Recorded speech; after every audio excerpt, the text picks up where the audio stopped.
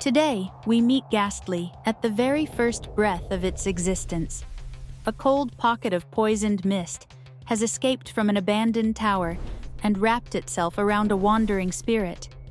In that instant, a baby Gastly is born.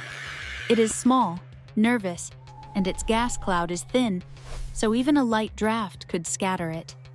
For now it hides in rafters, cracks, and dark hallways until the vapor around it thickens. To understand how this fragile ghost survives, we first need to look at the body. It is trying so hard to keep together. Gastly is not just a random cloud. It is a round spirit core floating inside a poisonous fog. What we see is about 1.3 meters across, which is big enough to startle an adult human if it drifts out of a wall. But the whole thing weighs only about 0.1 kilograms, basically the weight of a notebook, because most of its mass is air and toxin. The gas has layers, an inner ring to hold shape, a middle ring for lift, and an outer ring of wisps used to look bigger or to blend in with mist. A body made mostly of gas sounds temporary, and it is, which is why Gastly's age is really about how long the spirit inside can keep that cloud from falling apart. Field notes and trainer reports suggest that Gastly can exist for 50 to 70 years, with 60 years being a good average. In the first 5 years, it is fragile and avoids wind and rain. From about 6 to 35 years, it is in its prime, able to hold shape in a breeze and to defend a feeding spot. After 50 years, the gas leaks faster than the spirit can rebuild it, so old Gastly look torn at the edges and prefer still, warm, quiet places. By 60 years, every movement is careful, like a candle guarding its own flame. Even with decades ahead of it, Gastly never fully stops being curious.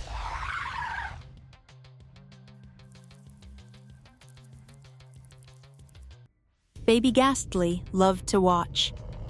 They press their round faces to warm glass, hover over candles, and stare at TV screens.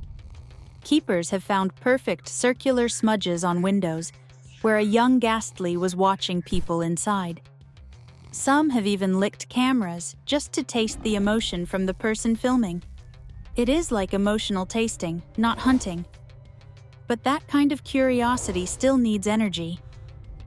So how does a ghost like this actually eat?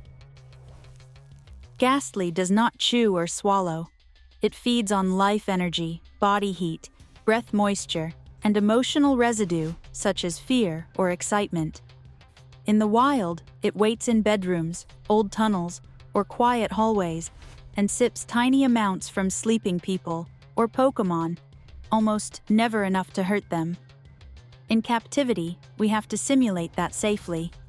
A basic plan uses warm humidifiers, incense-style cartridges with trace toxins, and short-controlled fear or surprise sessions so the Gastly can charge up. With refills and training days, that comes to about $20 per week, which is higher than an oddish care plan because you are paying to create energy and warm vapor artificially. Of course, anything that feeds becomes part of the food chain. Gastly is a ghost, but it is not untouchable. Strong psychic Pokémon like Kadabra or Alakazam can strike the spirit at its center and make the gas melt away. Larger ghosts, such as Territorial Haunter or Gengar, sometimes bully young Gastly out of good feeding zones.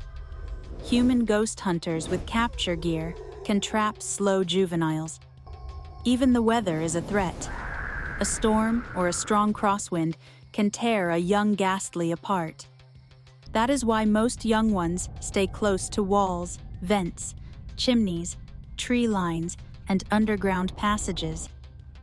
So where do they find air that's still and emotions that strong? Gastly prefers places where air is still and emotions are strong.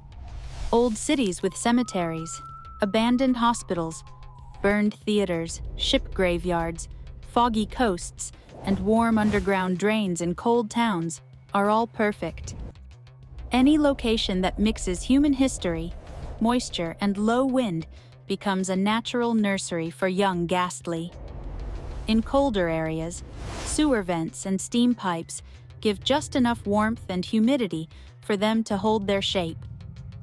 And now that we know where young Gastly start, we can return to the end of the story and see what time does to a ghost. Tonight, we end not with a young prankster, but with an old Gastly.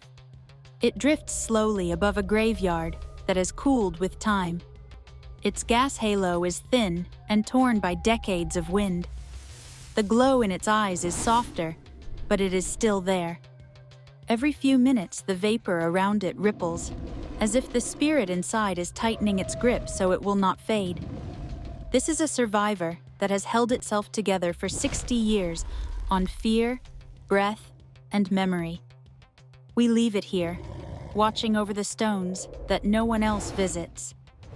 If you want to see what happens when a spirit like this refuses to fade and instead pushes forward to gain arms, reach, and a sharper personality, join me in the next episode where we meet Haunter, the evolution that turns quiet haunting into active hunting.